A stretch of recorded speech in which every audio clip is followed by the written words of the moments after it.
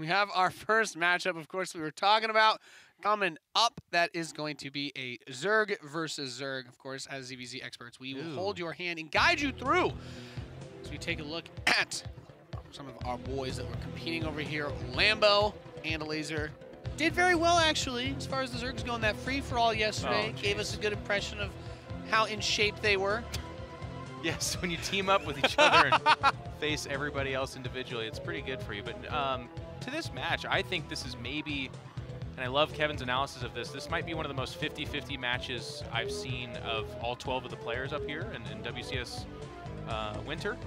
It's just, yes, we had Lambo beat Elazer at Katowice, but even that series, like Kevin pointed out, was a little bit of a kind of a cheesy, it was kind of a close series in that as well. But just historically, these two guys, Elazer's been the more prolific player over a longer period of time, but Lambo making it to BlizzCon last year, that was kind of his year. So it's just really fun watching these two guys, because on that top European Zerg list, it used to be like Elazer was strongly #2 and even at times #1 going further back from Serral, but now it's like they crowd 2 and 3. They're right up there behind Serral. Well, and Raynor, I guess. And we talk about how whoever wins this match, you still have a gauntlet to go through to get all the way to the finals. It's because of the seeding. Everybody did have a chance to play against each other in the round-robin stage. This, of course, Lambo, representing Team Clash. There's still, I think he's still going up pretty fair amounts of money for each round, though. So there's still a lot to be played for. Yeah, it's still nothing to scoff at. Yeah. No, it's huge. And the WCS points that we talked about, again, at the lower part of the bracket, obviously the points are a little bit less, but of course, it's still a big deal. Gosh, I wish I was Roddy and I had this number right in front of me, but it's like, if you qualify for Challenger, it's something like 350 points or 275, something like that. But even just now at number 5 in this tournament, it already becomes like 575 and 675. Like it's pretty significant. We were talking about it yesterday, right? Like how the first place prize is like the 1600, and that's almost, if you show up and perform decently at all the other events this year, that's going to put you in a really good spot. And conversely, if you have one good run at any other point this year, being able to get halfway up the bracket towards where like Serral is, even if you don't think you're going to be able to beat Serral, being able to get up there is going to have a huge impact on it. We're taking a look at some of the games of Elazer that he played all the way coming through here. Of course, it's going to be some more ZvZ than the ZVP to start things off. If he wins, of course, they'll be going up against Petit Drogo, so ZVP will be next. You're guaranteed to see that. But even beating Harsum's already very good. Harsum, one of the only, he's one of the top European players missing from this. You can only have 6 guys here, so it makes sense, obviously. Oh, yeah, it's brutal. One of the names missing, but yeah, Elazer's looking fire, too. And he's an interesting player, right? Like, this is a guy, again, who 2-3 years ago, before the time of Serral, really, it was Elazer that was winning major tournaments and looking to be that guy. And he's been to a couple BlizzCons now. He's had some of the deepest runs we've had at BlizzCon. So he's an extremely... He's a player that wins and is used to that. So for him to be at the bottom side of this and have the hardest bracket moving forward is a little unusual. We're kind of readjusting our mindset. But going up against a good friend and former teammate in Lambo here, and then like Nate just pointed out, the next one's Petit Drogo. I love Petit Drogo, and he's playing better than probably ever before. But he's also a pretty good match for both Lambo and Elazer. So they're kind of looking at this being like, whoever wins this can get to the middle of this bracket pretty good. Yeah, no, I completely agree. Petit Drogo definitely looks like one of the more vulnerable players these guys to get through, because getting through Serral is not going to be easy, if it even is doable at all. Of course, Elazer here is going to be sporting the red color, I believe, in game. And, Jeff, I'm just glad that we finally get to do a, not necessarily like Challenger, but Challenger-esque show where we get to talk about someone winning possibly other than Serral. Last year, Serral, everything was Serral. If you rolled a magic 8-ball, the response was just Serral. Especially WCS. Like, you don't even know how, right? And he destroyed throughout the Challenger. We got to see tons of really good games from him. He won every circuit stop, and for the most part, it was just like, who gets to go be the sacrificial lamb to lose against Serral? And that could finally change today. Well, it has been changing. It was so nice to have Roddy on the segment because, as he's wont to do, he laid it out perfectly. It's in order for Serral to reclaim his throne as WCS king, he needs to beat Hero Marine, and he needs to beat Raynor and somebody else, but he needs to beat those two, which means he's going to beat the guys that beat him to put him in the number 3 spot, and that's an amazing redemption kind of movement for him. And if he doesn't, then all of a sudden we do look at these other WCS stops and say, the god bleeds, and it is possible. And we've seen him bleed, but we've seen him lose to like innovation and some of these players. Yeah. It hasn't quite been in a money match to elimination a foreigner, and that would be a big deal here at WCS Winter. Yeah, so we got some great stories for today's bracket as we get our way to the champion of WCS Winter for Europe, and it all starts here. We've got Lambo going up against Elazer. We'll be starting on year 0. Good dark map for some dark ZvZ. And in the top right, we have the red Zerg player. He is Elazer. Part of a Go Esports, an absolute fixture in the European scene. And in the top left-hand side from Germany, it is the blue Zerg and a good friend of Elazer from Team Clash, Lambo. A guy that made his way to BlizzCon this last year and has been really on the up and up. He's got that pool first, Nathaniel, so he's looking... Now, it's kind of funny. For the two of them to play, they practice a lot, they talk a lot. These are two guys that bounce ideas off each other. They're kind of monikered as the Clash Zergs, and what people were kind of going for with that was they were very fancy with the mid-game timing attacks, strong ZVP. But these guys love talking StarCraft and really bouncing ideas off each other. So when they face each other, a lot of times the way what can happen there is the I know, you know, I know thing. So it's kind of a weird mind game. You don't just know what they like and then counter it, because you know they know what you know. And you know that they'll be anticipating that you could make a response based on something that they think you're going to do rather than what they know you're going to do. It sounds very silly, but it's actually real. So it gets to be to a place where they do things they're not quite as used to doing. Or in the ZvZ matchup, which is often the case, there's actually kind of a rotation of a lot of different builds, and they just cycle through the more weird ones. So these Lings are going to make their way over here. And you can see there's nothing except for a Queen on production there for a... Well, excuse me, there's Lings on production for Elazer and a Queen, to be fair. He starts the Lings when he sees those ones running across from Lambo with the Overlord in the center. And these Lings are going to come poke in. There's nothing really here to go after, but could get us around on the egg, try to kill these Lings as they pop. A little micro battle going on here, trying to intercept that individual Ling. But with the Queen about to pop out, she will rule the day, unless she gets a full surround. And even if she does, it's actually kind of okay, because the Lings then join in and kill what's on the surround. And if you look, it reflects on the supply. It's very similar, obviously, but Elazer with the slight drone lead, and that is nice, because, again, you look at the production tab, they're both building the same number of drones. So it's going to be a slightly better opening for Elazer. Lambo, you might look at this and be like, well, why'd Lambo do that? It didn't result as good. But yes, if he catches a more greedy Elazer, he can just flat out win the game or get a huge advantage. That's what he's trying for. And that's one of the things that's probably makes our jobs a little bit more difficult when you have a matchup like this, where it's basically like two best buds going up against each other. Is there's some stuff that we're not going to be able to really understand until we drag whoever wins over here for a very comfortable and exciting interview. But that third hatchery did go up a lot faster for Lambo, so if he can hold on against any sort of early aggression, he can try to make some use of that, as his third is almost done. He's getting his Baneling Nest, squeezing out a few Lings, but Elazer going for +1 melee. Yeah. And I like it. I always like seeing this. I think it's one of the more fun things about watching players like Scarlet and Raynor play. Sure. And I'd say Cyril as well mixes this in. It's very fun. It's very fun to watch this sort of setup, because when Zergs use this and beat the players that try to do like the Roach mid-game thing, it's a treat. Well, they're both such prolific Lings. Some Lings actually going to get a little bit of a counter attack in here. They're going to get inside that main. There's a lot of Lings coming out for both players. That +1 melee not going to be a big factor for right now.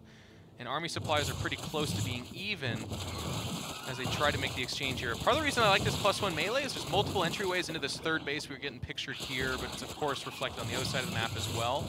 And then until they wall in at the natural, there's access points there too. So with a big long map like this and multi-entry points, Ling counterattacks can be very strong. Both players still at this Ling phase, kind of evenly trading there, except for the 4 drones that went down.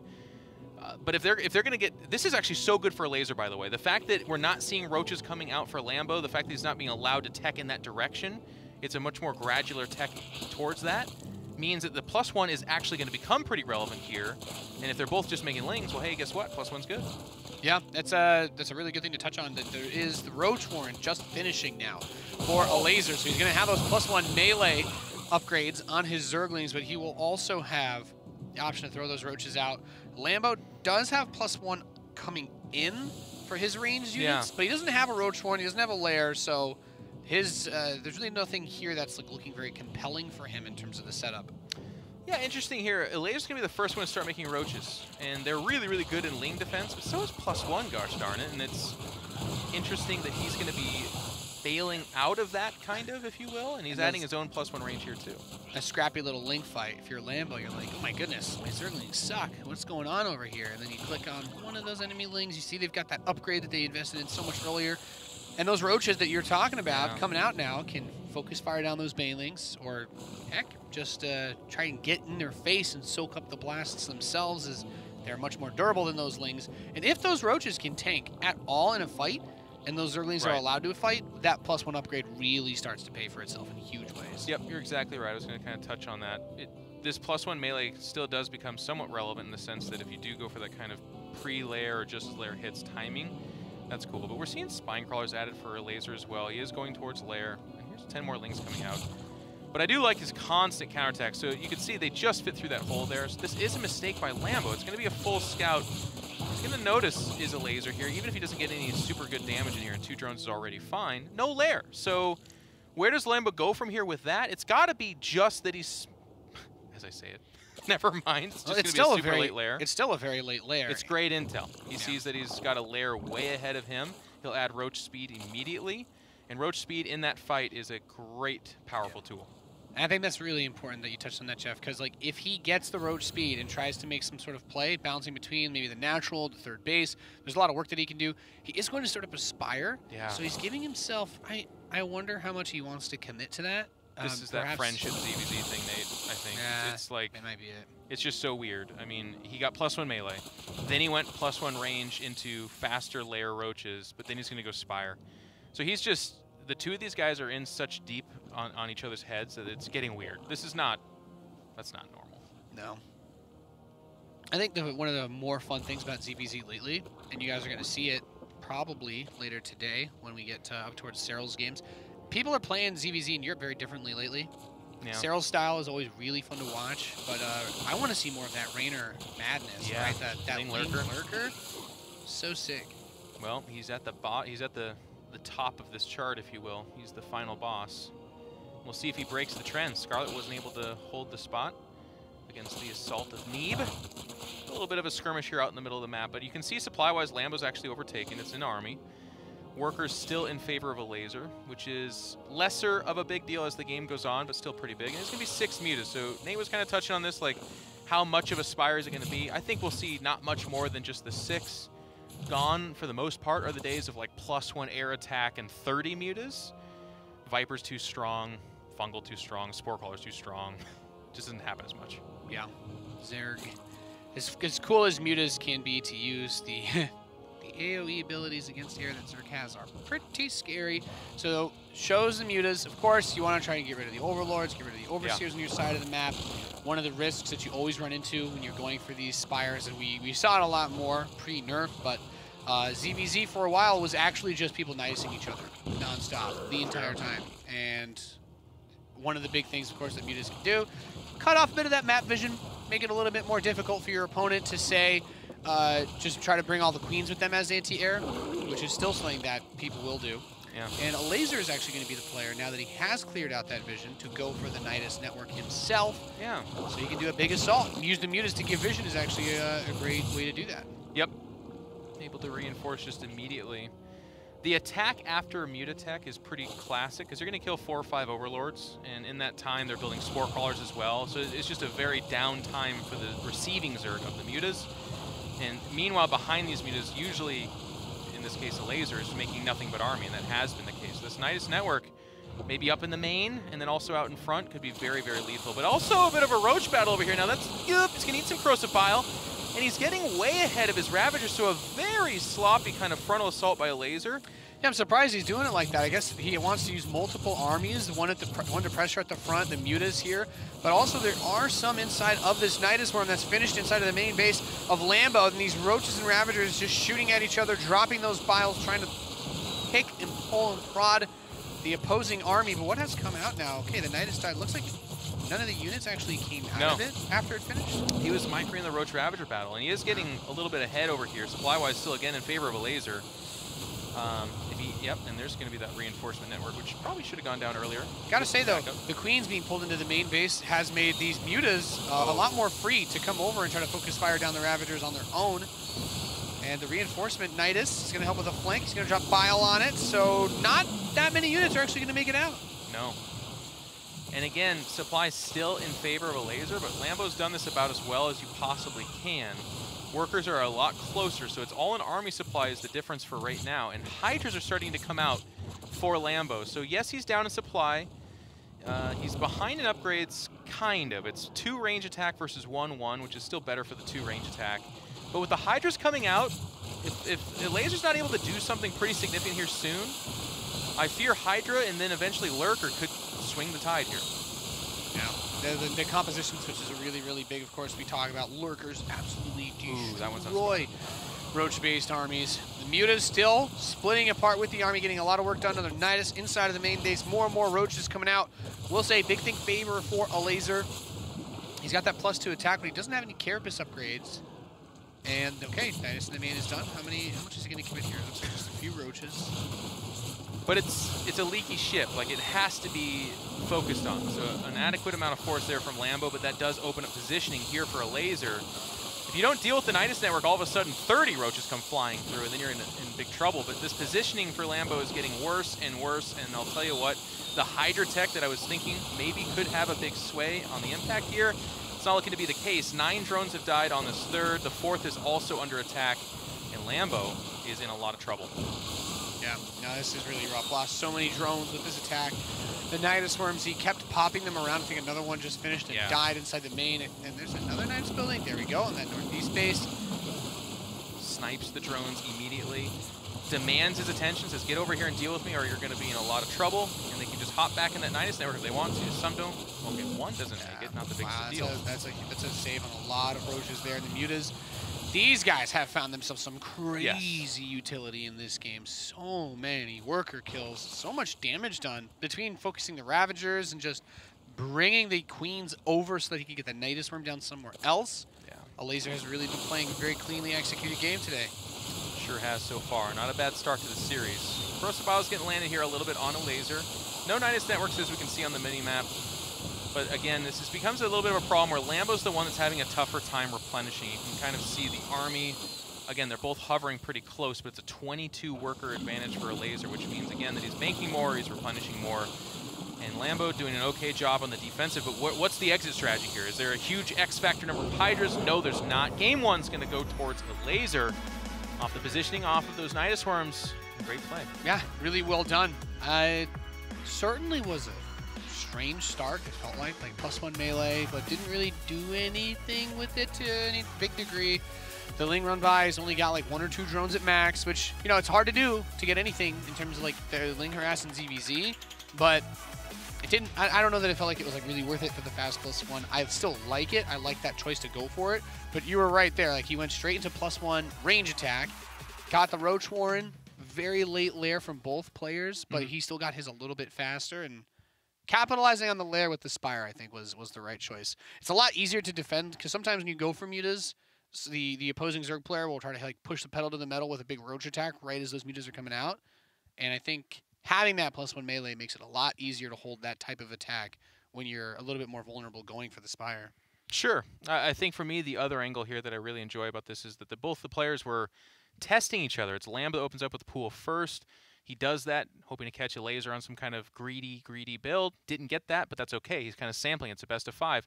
And then the +1 melee is, again, another check back against Lambo. Like, if you're going to be greedy, if you're going to allow for counterattacks, if you're going to underutilize the Ling-Baneling stage, I'm going to just get a cheap win there. So both these players started off this first game with an idea of sampling and seeing what their opponent's kind of thinking and going for, and it's Elazer that gets ahead of that. But we saw a whole bunch of different strategies, and I really do think a lot of that is just them saying, where are you at, Lambo? Where are you at, Elazer? Yeah. No, I can totally get that. It's one of the cool things that we said about friends playing each other. I was looking at the lobby chat. Lambo says that the biggest fungal of his career was when he got all of Cyril's Marines with those infestors yesterday. They're having a good cheeky bit of banter. Okay. Yeah. that's the kind of stuff people talk about in the in-game lobbies before they start, ladies and gentlemen. Just trying to. I'm out here reporting the news. You know me. Someone's got to do it, Nate, and you're doing it right now. Thank you, Jeff. Yeah. Thank you. So we're going to be moving on to the lobby is loading. Kairos Junction for map number 2. And, yeah.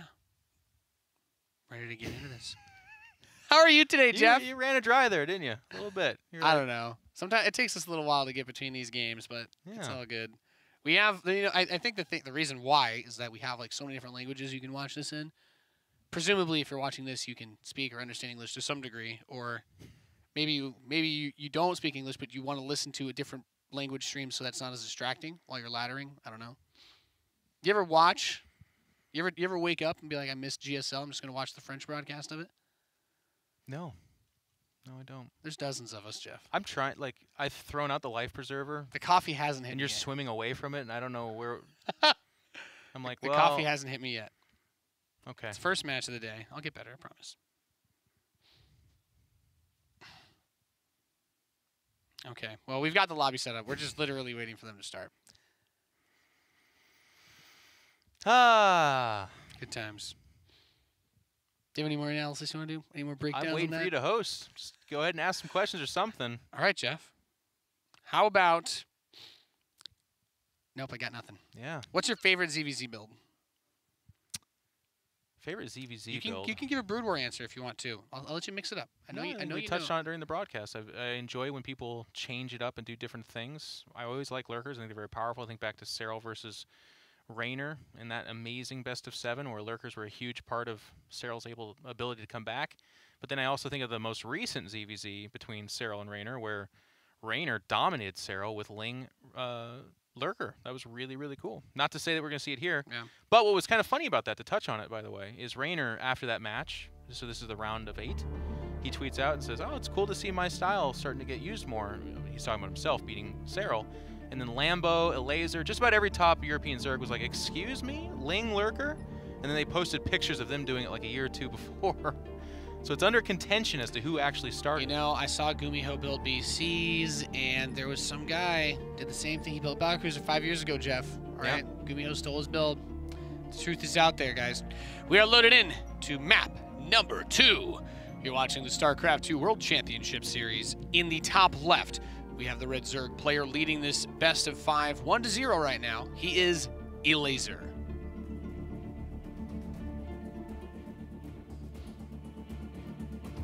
And to answer my own question, my favorite ZvZ build is that like 1.5 base plus 1 attack roach timing. That like cheese-ish build that Scarlet used to do a pretty fair amount. I love that one. Very cool. All right, in the bottom right-hand side, the Blue Zerg from Team Clash, down 0-1. It is Lambo. This time around, they both, if you look at that production tab, doing the exact same thing. And this can sometimes, of course, happen in ZvZ. I'm going to tell this story because I like this a lot. I once asked Lambo, I said, why do you put your spawning pool so far on the peripheral of the creep like that? Sometimes you saw Zerg players put it with a little bit of space near the hatchery so the queen could get wedged in there and have less surface area against like a Ling run by, that kind of stuff. He says he does this because it's very common and very often that Zergs will peel off a Ling or two in the various different chaotic stages of a ZvZ and make some Banelings on the peripheral of the base only to run them in and blow up the mineral line. This helps him spot for that. That was his thought process. I kind of liked it. Yeah, that's cool. The more you know. Makes you wonder why you don't see like a building on the left side of the creep as well, because I feel like that corner area is also really big. Yeah, like the roach one or something. I guess it's because the next buildings usually wall in at the natural. That's fair. That's funny, right? When we think about how the game has changed over the years, and what you just brought up was, it was like the most normal thing in the entire game to just build like your Baneling nest to your spawning pool with that 1 hex of space so that you could just snugly tuck the queen in there, because the game at that point still literally was just Ling Bane for 15 minutes until one player just died. Yes, that's one of my favorite and probably one of the strongest points. What's that? We got a fast lair. That's a really fast lair. That's a very fast lair. That is about as fast as you can get a lair. Roughly. You did get the queen first, but I don't think you could afford it before that, Jeff. I don't know, Nate. I'm really breaking it down today. Yeah. We're diving deep onto whether or not that's the fastest layer possible, and neither of us have the answer, so I'm wondering where we go from here. Hit us up on the Twitters, guys. We don't know what we're talking about. Okay. Well, hey, don't. It's a let me roach in there. warren. Well, the Overlord gets sniped here. It's pushed back. It's actually also a very big deal, and it's deliberate. Picking that off means that it's not going to see as much of what's going on at the front of this. Lasers going to have to dedicate some lings. And with a super, super fast layer, it is a roach warren, but that's at the front of the natural. So part of me wonders if this is a ruse of sorts. It's also, of course, part of the wall-in. But as I say that, there's +1 range attack, so no. I don't think so. Assuming that he can't get into the base, right? You think to yourself that he shouldn't be expecting it this fast, whatever it is. So +1 attack, roach speed. If it is just for roach speed, I always find that very weird. Yeah. But it'll line up with that +1 Zergling upgrade. You know what? That's coming in. And we have so many Zerglings being put out by Elazer right now. I've seen Lambo do this. Watch the Overlords in the middle of the map. They're going to create a path. Oh. He does this, and this is a practice timing that I've seen from him. Queens begin their journey. It's a super fast timing attack. The roaches in the +1 with the speed all hit at about the same time. It's going to be very strong, because if you look at what Elazer's doing, he doesn't have roaches just yet. He's just started the roach warren. That being said, though, Nate, a Ling counterattack running by and killing like 2 or 3 of the kind of straggling roaches coming out and then wrecking the mineral line, or catching the queens. Oh my god. Oh, ouch. Oof, ouch, my bones. Big deal. Yeah, that's a really huge grab. And I don't even think, we talk about like how good the roaches are with +1 versus Zerglings, but it will help a lot in terms of defending and dealing with this attack that the Zerglings are going to have +1 melee at the same time that +1 range is done, and they're getting onto the roach warren. Gonna try and deny that roach speed. I do think that upgrade should be able to finish. It's gonna be close. Just barely. Wow. But even just seeing that, sickest deny. And the +1 Ling here is actually so cool. Because again, they're not good against the roaches. I'm not gonna tell you that, but it does. These roaches can't go out on the map. The counterattack is too strong. The threat of any number of roaches, and then plus these +1 Lings, which roaches are coming out for Elazer, is a winning fight for Elazer. So what does Lambo do? He's going to go into option B here, which is Spire. But look at it again. He started +1 carapace as well. Doesn't have a big bank. I don't know. It's just going to be 5 or 6 muse, I guess. Yeah, it's a weird game because the map control, you were talking about this, the third base, it's done for Elazer. So he can start getting to work with that soon.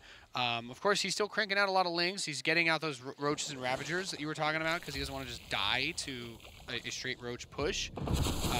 Surrounds are really good when it comes to these upgraded Zerglings, but you do want to have a little bit of that extra range to pepper this.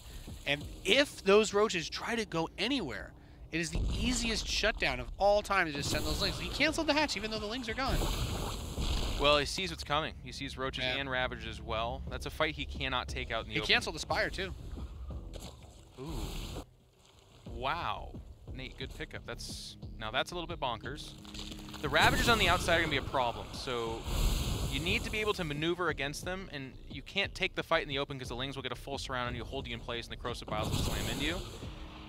But Lambo's in a super tough spot. Even though supplies are kind of similar, I think this is very scary for him. They're also potentially going to get these canceled. In fact, they just flat out will. Biles straight in between the Evo chambers, making sure to maximize that area of effect damage, shutting down the upgrades really, really big. Oh, man. And had he had the Spire, he could have pushed this back, actually. I don't know. The Ling's going to go in super aggressive, trying to get us around the roaches. They get a good grip of drones coming out, just hold positioning, trying to... It's just too much. Elazer's landing Corrosive Biles that Kobe Bryant would be super proud of, and these roaches are just not standing up to it.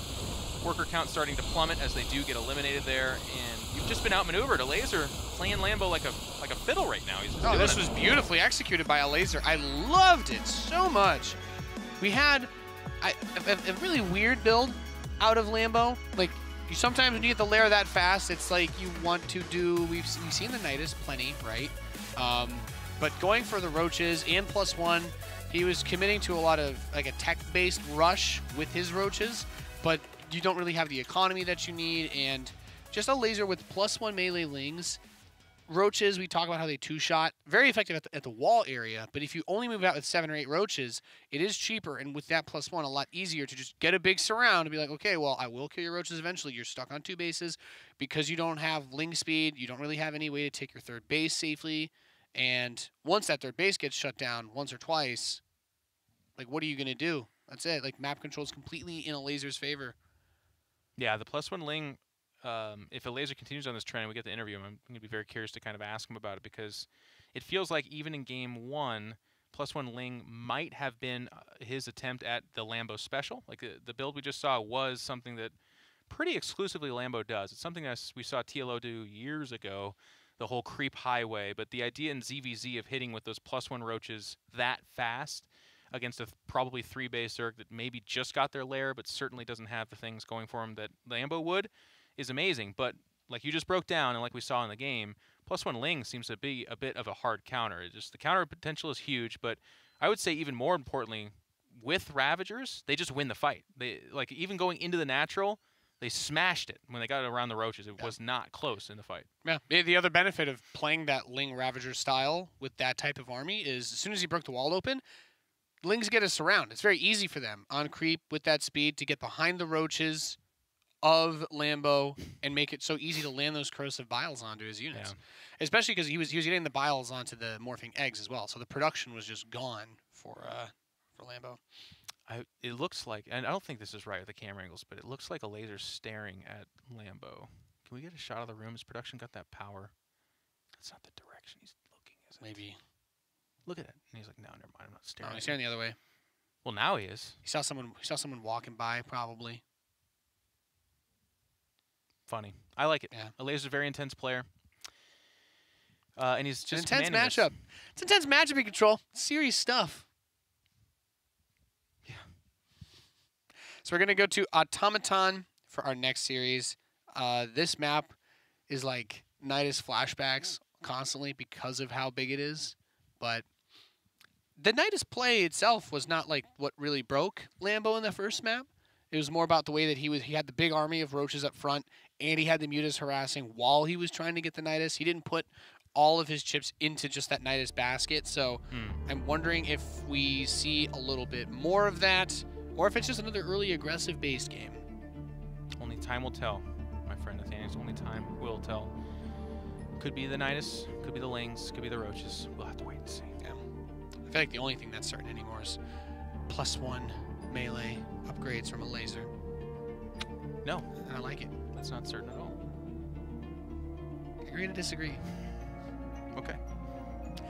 We are loaded in as we kick off what could be the final game in what would end up being our shortest series in WCS Winter, at least map-wise. On the right side of Automaton, we have the red Zerg player. Building lots of Lings. He is Elazer. How would you pronounce his first name, Jeff? Mikolaj. Mikolaj. I think, but I'm terrible at pronouncing names. In the lower left-hand side, from Team Clash, it is Lambo. Julian. Julian's a bit easier than Mikolaj. Yeah. Well, as Nathaniel's pointed out, it is a large map, so there's a few different ways to interpret that. One of the kind of duelist gun battles, if you will, in a ZvZ is like, it's a large map, so surely you'll hatch first, right? Well, then I'm going to early pool. But with these guys, that stuff doesn't work as much. And typically, I say that, of course, but actually Lambo eliminated Elazer in that tough match at Katowice with some early pools on large maps. But in this case, both players are going to guess the same as they're building their expansions and their drones and getting their gas. Yeah. I find that a lot of the trends that we see, especially out of Zerg players, because there are so many of them, and in Europe there are so many good Zerg players. It's still interesting to see how the success of any one or two of them impacts how all of the others play. Even though they all play at such a high level, we've got so many Zergs here in this top bracket, and there's still like a very unique-ish feel to Rainer's games, and I would say the same about Cyril. But you see some of those quirks of their compositions kind of trickle down to the other players, and you like end up having like, wow, we're getting a little bit more Ling usage out of some Zergs lately. And I think probably one of the big stories, like when I look at even the other matchups, the Zergling run-bys against Protoss and Terran have also just gone up a huge amount. People see the amount of success that these players have just poking and prodding, even if half the time it does nothing, the few times that you do get in, that you find that opportunity, it works. It almost feels like it works too well, Jeff. Sure. I think you're describing StarCraft in general. The success of the few becomes propagated by the many. This is a tale as old as time. I think back to Boxer for his innovative and very interesting play, and then a lot of people trying to replicate that. And one of the best parts about StarCraft is that you can copy someone, you can do the build, you can do the idea, but there's so many other things going on that truly the greats still rise. And then the other kind of check back factor, and we're seeing it this year, is Cyril did a lot of stuff that made him better than everybody else last year, so much so to a degree that it was some kind of dominance we've never seen. But now he's dropping series. Did Cyril get a lot worse? Probably not. People are adjusting, and that's StarCraft. I love it. Yeah, it's a great game we have here. Baneling nests finishing up at the same time for both players. Very, very similar. I think this is, yeah, this will be the closest that we have in terms of setups. No fast layers, no fast upgrades. The layer does now start for Lambo, and I guess for Elazer, it just depends on what he sees, how he feels about his defense. He could try to do a big Ling Bane attack. He could start his layer as well. He could go into faster upgrades. And no, just gonna get his layer too. So still very close builds from both players. Extremely close. It's just Lambo with that more information, I guess, and Elazer playing kind of the guessing game. But when you're up 2-0 in a best of 5, you get to afford to cut these small corners if you like. He does have an overload, of course, at the front. He's going to send this Ling in here, but it will get denied by a full wall off of sorts. And there's the +1 melee, this time out from Lambo. And it's going to be plus range, actually, from Elazer. So, difference of opinions here for them, but interesting. The melee speed is not particularly fast. You can see it's queued up at the same time as +1 range. So, by the time it hits, it's going to be hitting it about the time +1 range attack hits, and I don't like it nearly as much. He is going Spire, so that pairs up nicely there. And this might actually be mass muta, by the way, this time around. It's crazy, but I'm gonna put my caster neck on the line. No, it combos really well, and I don't disagree with you, because without a +1 range attack upgrade, you have to double down on those Zerglings and the mutas to keep you alive against any type of roach attack. So making that switch into roaches yourself, and your opponent is going to be ahead on upgrades. It's going to have the roach speed much faster, more likely too. Really big. Lambo being very active with his Zerglings in terms of trying to get that scouting information, but actually do have a Spire from Elazer too, so he is not completely committing to that. But the extra gas that he's spending on those Roach upgrades, and now Roach speed and a couple of Banelings, might be what gives Lambo just a few more Mutalisks. Oh, it's a huge deal. For right now, at least, Lambo's looking to be very happy with the positioning of these builds, and even if he's not looking to it, we can see it. It's good for him for exactly the reasons you just mentioned. But like you said, active and actually scouting that Spire is incredible news for him. So at this point in time, I almost wonder if you hide the mutas now if you're Lambo. If you make a bunch of mutas, but instead of going for the 2 or 3 overlords, I think that's probably too crazy. I'm getting a little too weird. But if you can make mass muta, and then the other guy makes his like 6 signature mutas, and they just show up, they die for free. 6 mutas doesn't matter at all when you're facing 20. Yeah, no, that's a really good point, because when he did it on year 0, he did not commit to the mutas in a big way. He just built enough to be annoying with them while he went back into roaches. The Mutalisks are coming out. Ooh, I feel good right now. My prediction's correct. It is mass muta. And now let's see if I make the final prediction correct. If these mutas pop out and are hiding, are they hiding?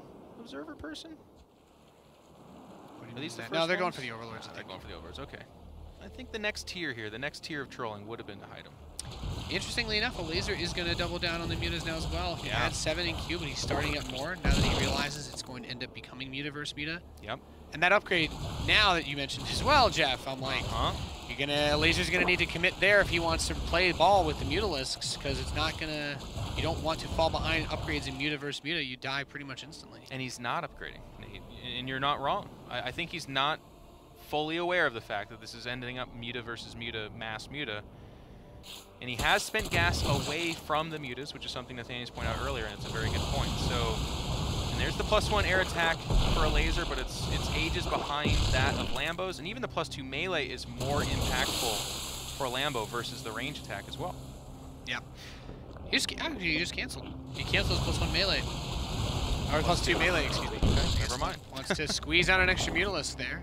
Extra muta and a half. He should time this up with his attack upgrade. He had the Mutas mid-map. He probably has more. We should get a look at the unit tab.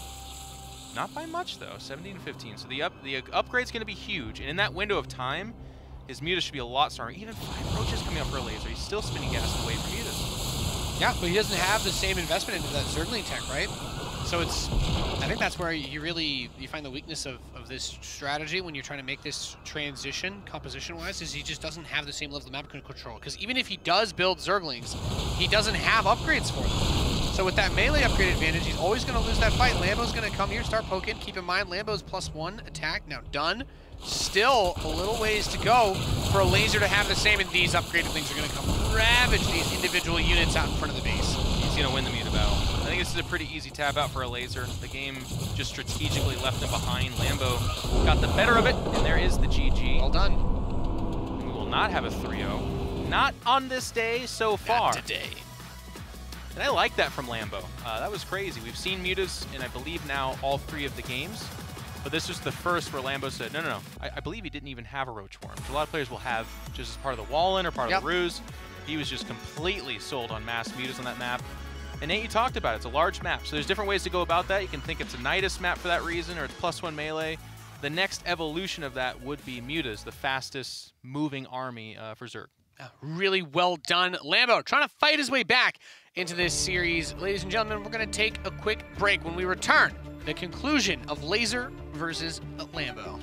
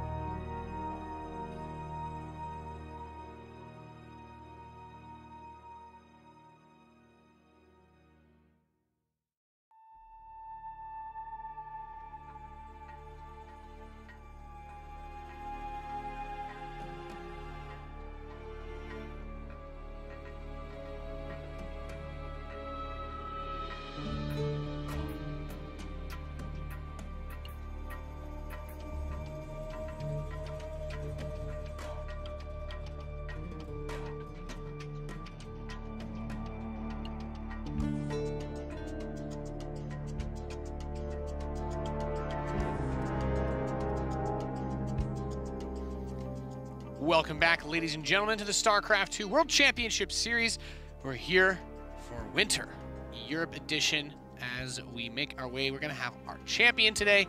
Really excited for that. I'm Nathanius, joined by In Control, here enjoying our wonderful Sunday morning. And Lambo was able to draw some blood from Elazer, who looked really sharp in game 1 and 2, by stealing his ultimate power early +1 melee. Yeah. I don't know that it was the +1 melee that really did it. I feel like it was the Mutatech and the battle there. But it was also kind of jumping the meta, as it were, inside the ZvZ between the two, where Elazer has always gone for this +1 melee, or in this case he went +1 range, but then was going to follow it up with the Spire. He's been adding the cheeky Spire on top of whatever tech it is he's doing.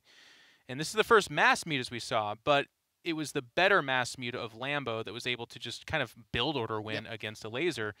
And I'll tell you what, Nathanius, in a best of 5, if someone is outplaying you and they're out microing you and they're kind of making better decisions, you can dip in and say, I'm going to win or lose off this build order. If he does the same thing he's been doing, I will win. It's a hard counter. And that's what happened here amongst these peers. So nicely done by Lambo. Yeah. I think the other thing to key in off that was because he went for the roaches, he invested a lot more gas into things that weren't mutalisks. We saw Lambo willing to cut his own upgrades to squeeze out a few extra mutas as well. And when that fight finally came, he also couldn't defend the counterattacks because you don't want to be building roaches that's taking up your gas, and it's just slowing down the muta versus muta, which if you can't do that, then you have to turtle up, you have to build a bunch of spores, box yourself in, try and get Hydras, turns into a whole bloody mess, or go for a Nidus, but that's what the mutas try to prevent by clearing out. The Overlords are loaded into game number 4 here, as it's going to be on Port Alexander. Some more ZvZ coming at ya. And we are loaded in. Bottom, excuse me, top left, we have the red Zerg player. Just needs one more win to secure the next series. He'll be going up against Petit Drogo. He is Elazer.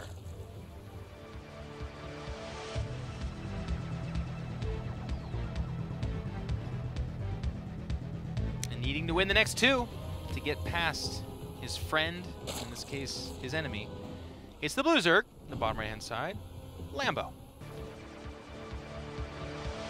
Team Clash, coming off a hot year. 2018 was very good to Lambo. 2019 has only just begun for these StarCraft 2 professional players, as this is the first big WCS stop. We've had some huge tournaments, and they've done okay. But really, it's here where you kind of earn your make. Winning, like we talked about, 1,600 points, all but gets you to the World Championship at the end of the year, which is a big payday, and also the biggest tournament of the year. Yeah, being able to write that segment of the journey this year off so early, really big. We always have this conversation at the start of every year of WCS where we're like, yeah, of course, you're not going to have to worry as much, but there's plenty of events to go. And then we say that, and then every year we also end up saying, well, somehow these events have all passed by so fast. There's been so much competition. This is the last chance for many of these players. It was a very interesting point that got brought up about Raynor in terms of his eligibility, becoming old enough to even play in the circuit, and barely not qualifying. An event like this would have put him there potentially last year. So if he was playing as well as he was at the end of the year, of course. Securing them points early on, it's a big, big deal. Sure is. We've even had tiebreakers at BlizzCon. Yeah. I think it was Naniwa versus Hyun or the Zerg. I can't remember. Yeah, I think it was. God, it was like one of those TSL Zergs. They all played very similar styles. Maybe like Revival. I don't know. Actually, I think you're right. It might have been Revival.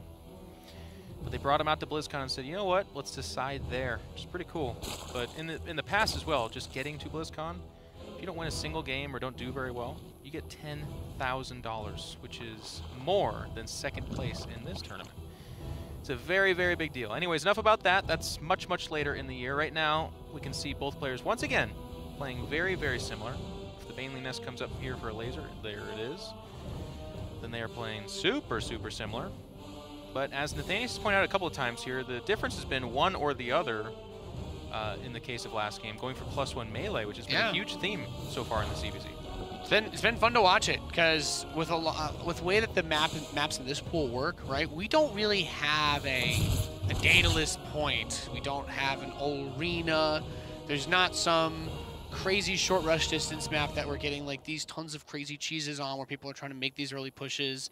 And for the armies to cross the map, I feel like it kind of incentivizes that, because the Zerglings, if they can get surrounds, even when you're like, yeah, they shouldn't be able to beat upgraded roaches, well, they do, because you get enough of them. The surround is really good. You catch reinforcements, and here we go again. Lambo, he found something that he was able to get a little bit of momentum off of in that last map, and he's going for it again with that quick +1 melee. And I'm wondering if this evolution chamber from Elazer, since he's getting his lair crazy fast, is he going to go for roach upgrades again? Yeah. That is the more tried and true path, and as fun as the +1 melee has been, I think the impact has been mostly in kind of its factor with like the build order gambit. +1 range, a bunch of speed roaches, 3 or 4 base economy is still the way to play ZvZ for the most part. Obviously mixing in Spire is really cool, and I think it's always had a big impact, and certainly in this series, but melee, I really, really like as a build order check, but with Lambo up against the wall, right? Like if this just doesn't work out, it gets slammed down, Elazer doesn't get aggressive, he sits back, defends, then we get into the ballpark of +2 melee, or range, excuse me, and then in Carapace, that melee becomes a bit of a problem-ish. And as I say that, okay, Elazer's getting +1 melee. So he's just going to have it much later than his opponent. And the lair timings are still similar, Roach Warren timings are still very similar. So the real difference at this point is just going to be that there will be a reasonably significant window. Yeah. Where he'll have the +1 Ling advantage. Maybe we see him try to get some damage done on the third base. I'm not sure. Since there's no Banelings at play, it really comes down to how many roaches he's going to have available to do that defense with. But maybe get some of the gun check. And Spire too. They liked what they did last game. Part of this too does become that you get stuck, right? Like the hoop links first kind of concept. So if melee and Muta is good, being the first one to break away from that and go towards roaches is kind of a scary prospect at some point. Because if you are the guy that just went roaches, but you're defending against Mutas, you lose 5 or 6 overlords, in a short best-of-5 to determine who gets $3,000 more then moves on to fight Petit Drogo for even more money. That is a tough one. Maybe you just do what you think is going to give you the leg up. Yeah. We do have a pause. You can see the players chilling here. We're ready to go. And, okay, yeah, we did have one of our observers drop. Always trying to be cautious. These guys are right on the other side of this fancy curtain that we have in front of us. I don't think they could hear us, even if they were to take their headsets off, but I don't know that I'd want to risk it, Jeff. Okay.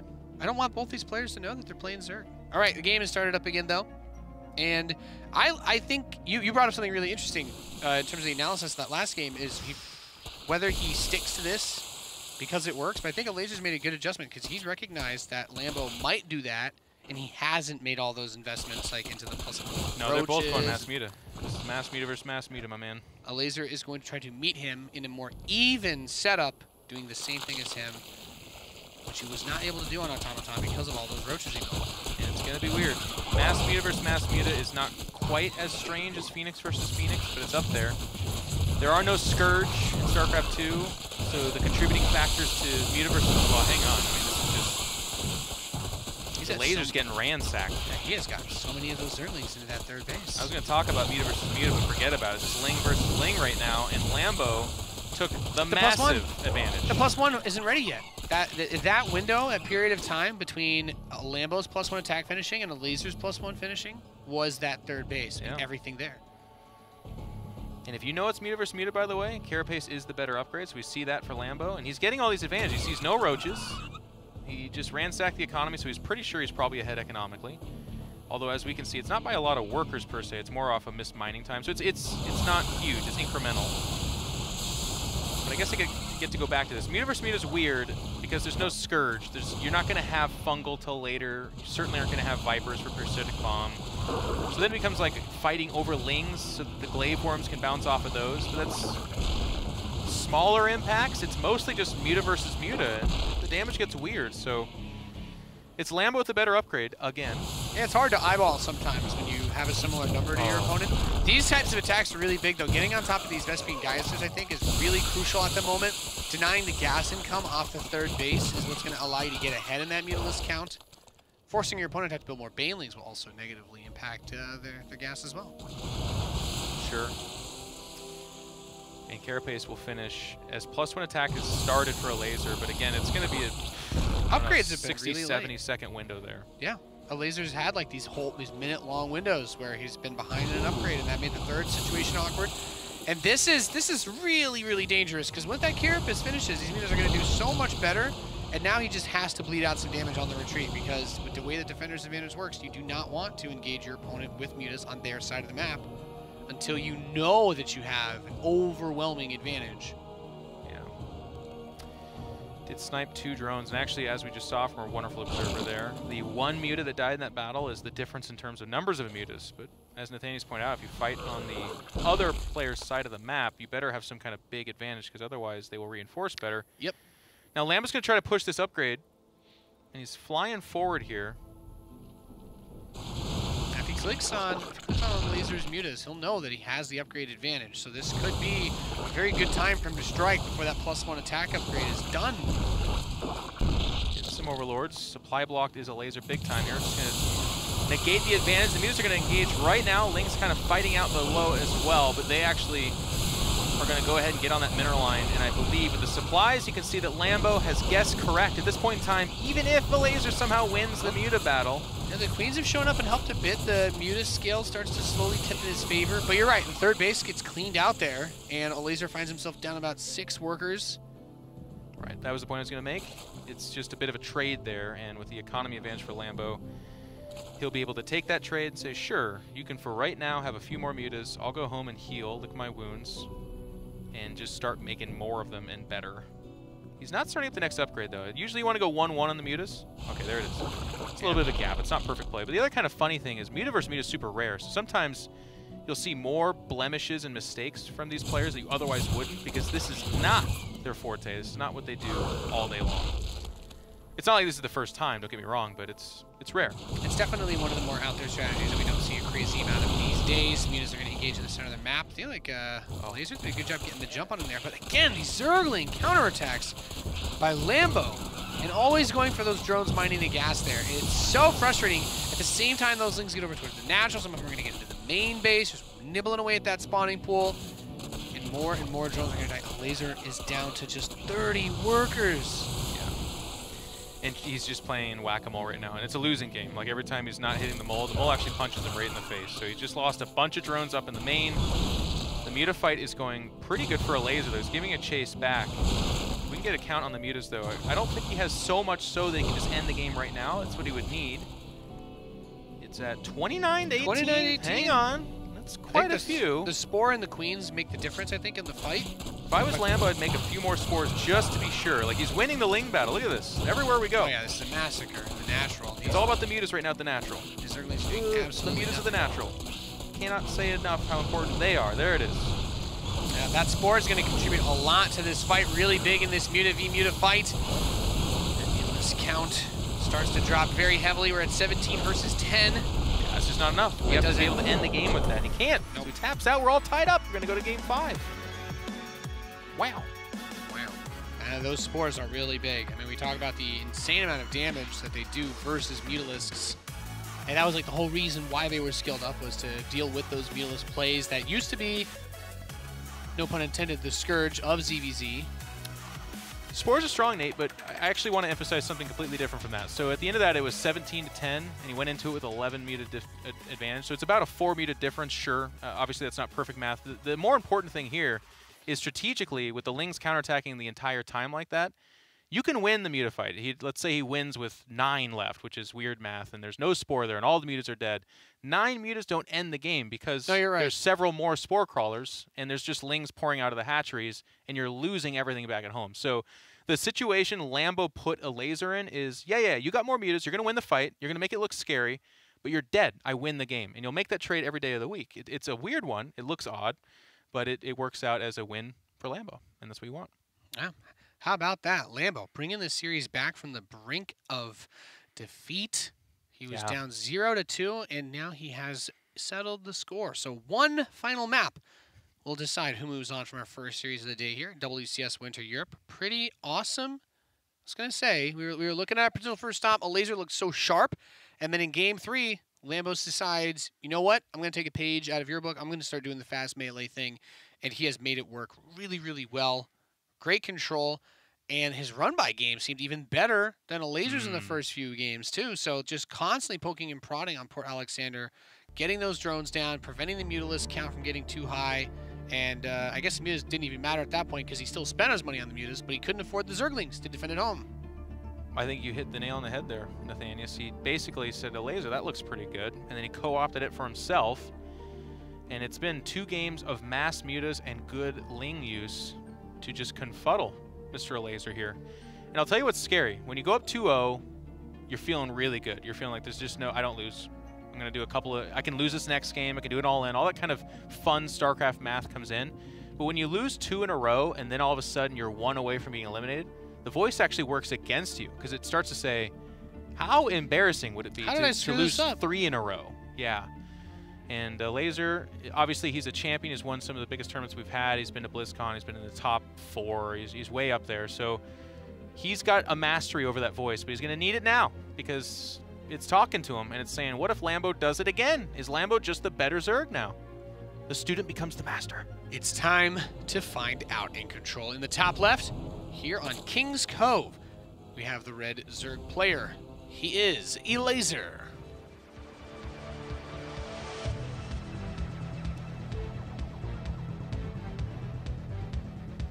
And battling it back from 0-2. If he's able to complete the reverse kill here, he'll be the first to do it. It's the blue Zerg, Lambo.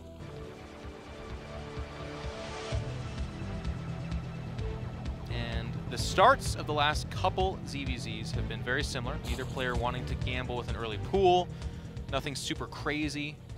But as Nathanius pointed out, and it's been the trend, it's been Lambo who says, okay, I will go +1 melee, and then I will follow it up with mass mutas. And it's looked invincible, but I tell you, it's not. There's a reason why it's not the standard in ZvZ. It's because if you counter, it gets weird. Let's just put it that way. You can have a weird fight. 3 or 4 Spore Crawlers can absolutely rip it a new one.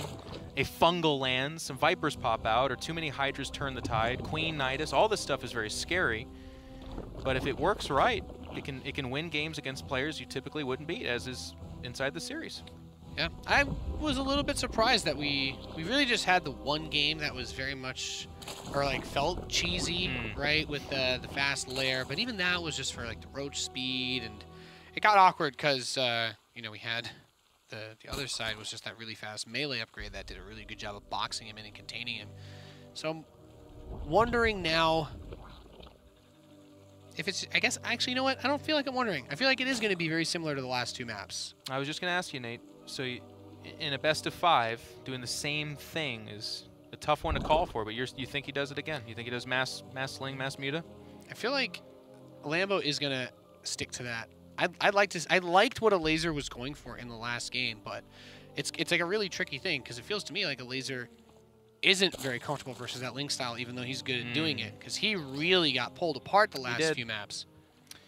Normally my my bias towards some of these guys gets all prickly when someone's like, he didn't handle that very well, but to be honest, he didn't handle it very well. But what was kind of cool is he didn't handle it very well, but I was surprised at how little damage it actually did. He still had more mutas. He still was in the ballpark and everything. It's just I felt like he could feel the game. You know what? He actually felt like he was in a worse situation than he was. Like, at worst, he was behind at one point, like 5 or 7 drones, which is recoverable in a 3 base versus 3 base ZvZ. But in his mind, he was losing the Muta battle, he was losing the Ling battle, and he had lost some drones, so he must be way, way, way behind, and he'd do something crazy. He might have also thought that Lambo was taking more bases, too, because he was stuck on his own side of the map, right? So maybe his concern is, well, my 3rd is barely saturated. He might even have, like, a 4th now. Fair point. Yeah, certainly in that case, if there's a 4th base beginning and you're resaturating your 3rd, then you're dead. So. Well, that's one of the beautiful parts about StarCraft. It's not a game of perfect information. Perhaps one of the greatest skills a player can have in StarCraft is to be able to make those calls not knowing what is actually happening, but just trusting your gut and being able to make the most of it. We give some pokes onto this 3rd base. It is a little bit more of our standard ZvZ shenanigans that we talk about. We send the speedlings out, both players open with speed, both players have the baneling nests, queens are going to come over here as well, and should be able to defend that 3rd base. Always got to be careful with the queens moving out on this map since there are multiple entrances. That one cheeky Ling. Yeah, what's funny about that is without an upgrade, a Baneling hits the mineral line and it doesn't kill anything at all. So the one-ling by itself is not the biggest of deals. At this point in time, it's a parked scout. That Zergling will wait there for 5 years until +2 melee is done, and then blow. Nope, never mind. Just gonna run in scout again. Checking for a lair, any tech hidden in the back.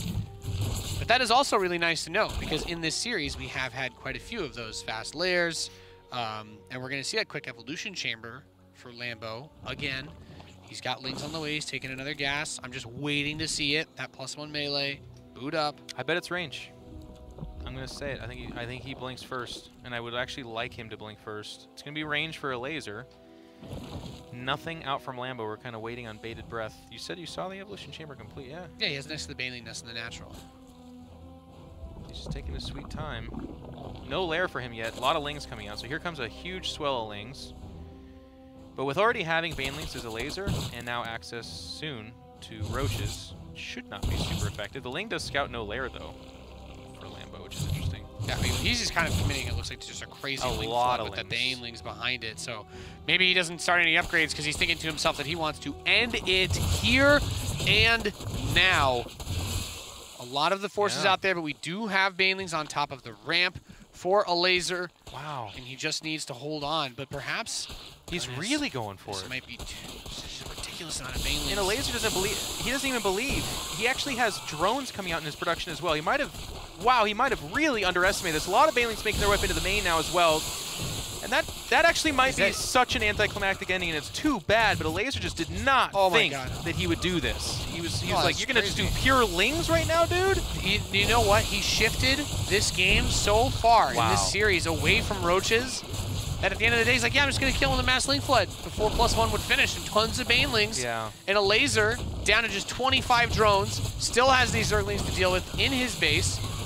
And now Lambo's going to start going into the Roach setup behind this, but I mean, it feels very ceremonial, you know, almost like he has enough, and he has done enough damage to be almost impossible to lose here unless he really, really screws up somewhere, like, you know, running all these Zerglings into 2 Banelings. But I feel like he's paying a little bit of attention to his army. So 14 drone difference is big. I wouldn't quite take it into the territory of it's just completely over, but it's I'm nitpicking, Nate. I'm just trying to be controversial. It's way up there, and he's got the significantly later lair and upgrade, but that +1 range upgrade at this point in time has effectively been countered, because it's like you're not making enough Roaches for that to really matter. Yes, you've got it before me, but there's no timing opened up here. That's not giving you a huge leg up in defense. And Lambo's not really investing in this attack. You see Banelings making their way. Yeah. They're not doing much, but it's not 8 Banelings and 40 Lings and the production all kind of going towards this. He's just trading out and making sure the Lazer's not just pummeling out drones right now. Yep, so he got checks with these Zerglings that come up onto this base, and behind this, he has been squeezing out so many drones. Yeah, I mean, 23 now, 24 that old more. adage, I think it was like one of the very old sages of StarCraft once said, you get ahead, right? Build upon that lead in control, and getting up to 68 drones. You feel in a normal game of StarCraft that's an extremely ridiculous thing to try and do. Yeah. So you're like, well, my opponent could attack me at any point, but he did so much damage. He's like, well, a Elazer is going to have to try and recover, so I'm just going to make it impossible for him to catch up with me economically, and then I'm just going to start building my big army before he can.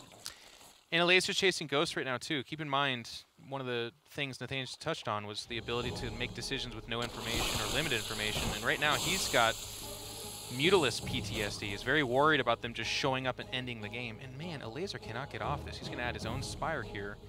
But on the other side of this, it's Lambo who said, as Nate pointed out, I'm just pummeling out drones. So they have equalized here, but look at the difference. Army supply is 30 and building for Lambo because he had that lead. So now he's able to turn that into army, whereas Elazer's still making it into workers. And now he's gone into a tech like Muta, where the first 6 Mutas show up, but if 185 supply of Roaches are coming out, I don't care about your Mutas. I don't know how necessary this is. He's going to get a Nidus network. Bring the Queens, so the Muta tech's even more hard countered. Lambo is about to complete the reverse kill here, and he's going to do it in dominant fashion. That Nidus worm is going to be...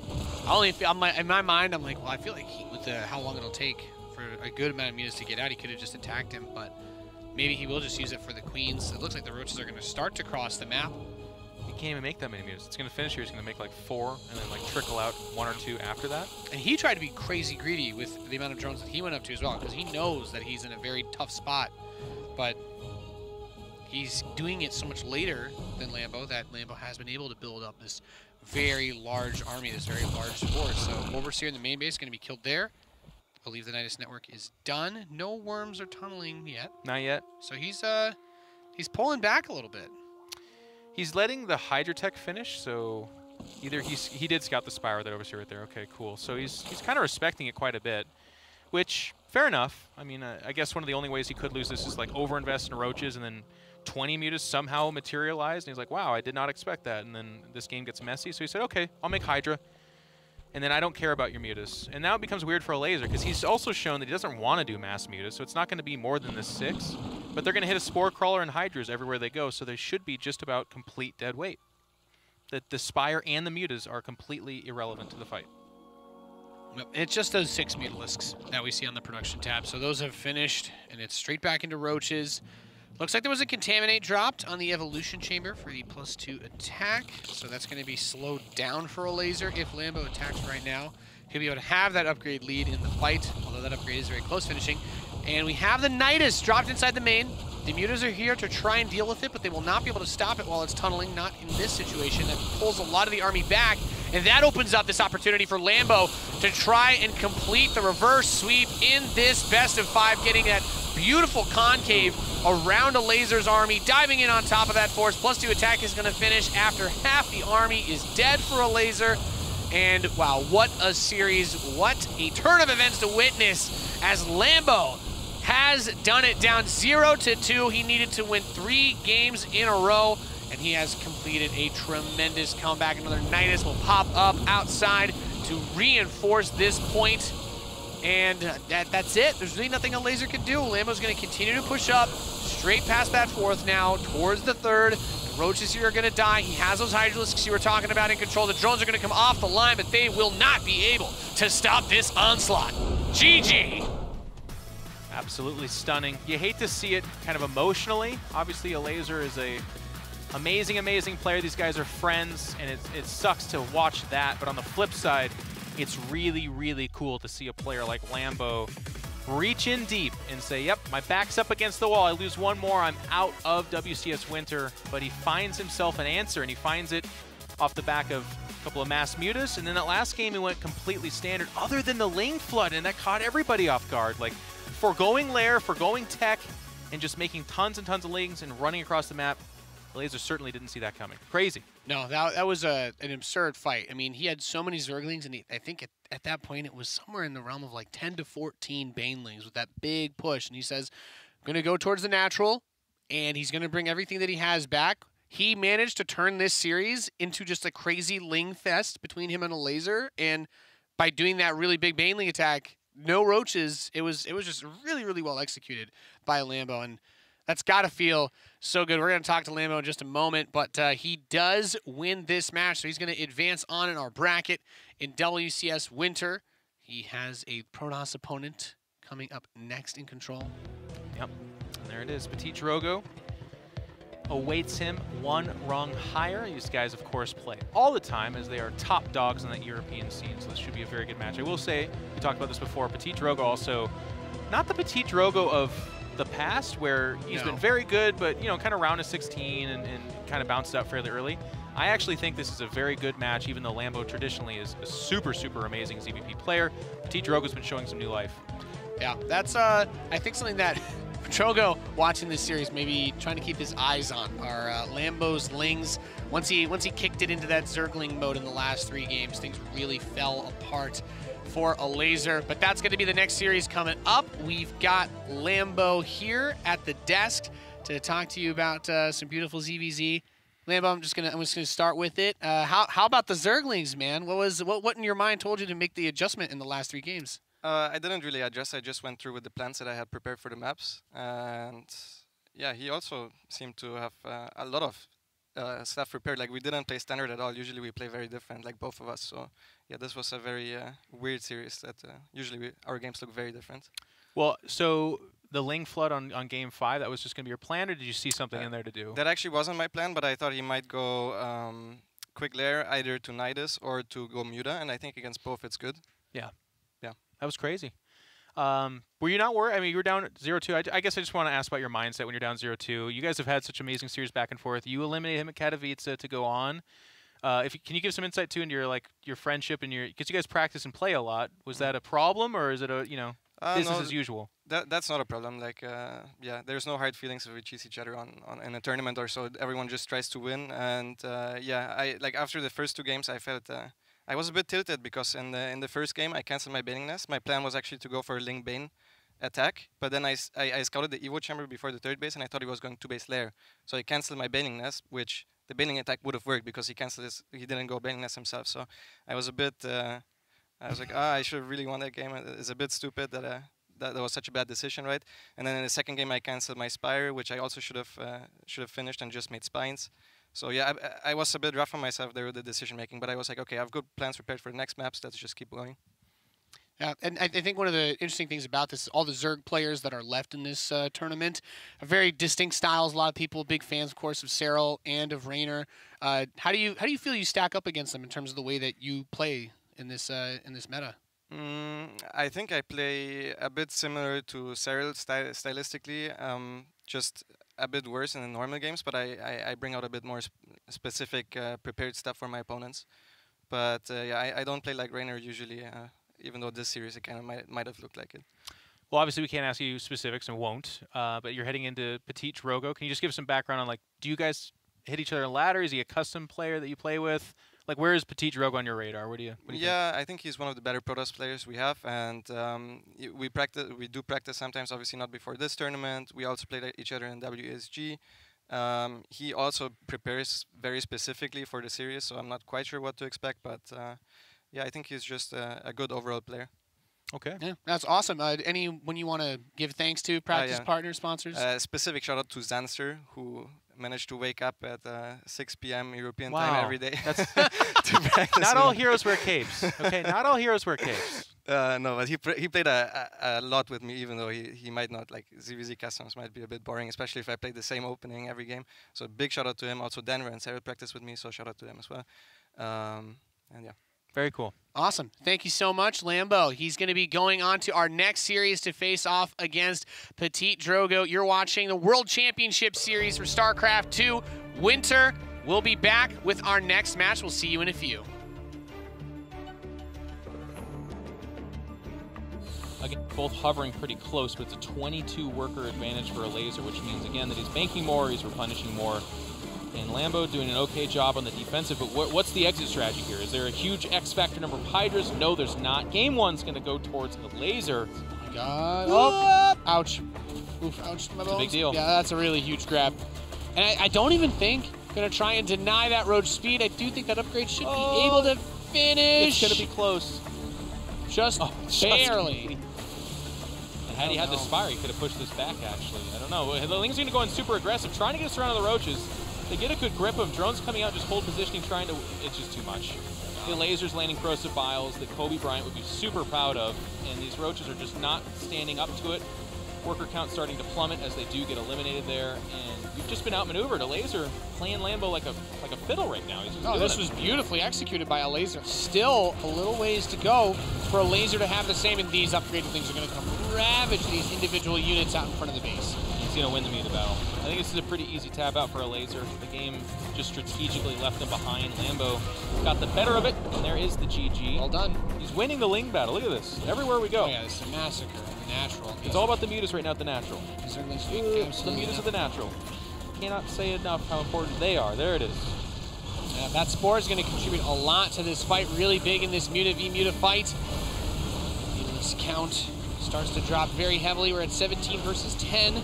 That's just not enough. You have to be able to end the game with that. He can't. Nope. So he taps out. We're all tied up. And that pulls a lot of the army back.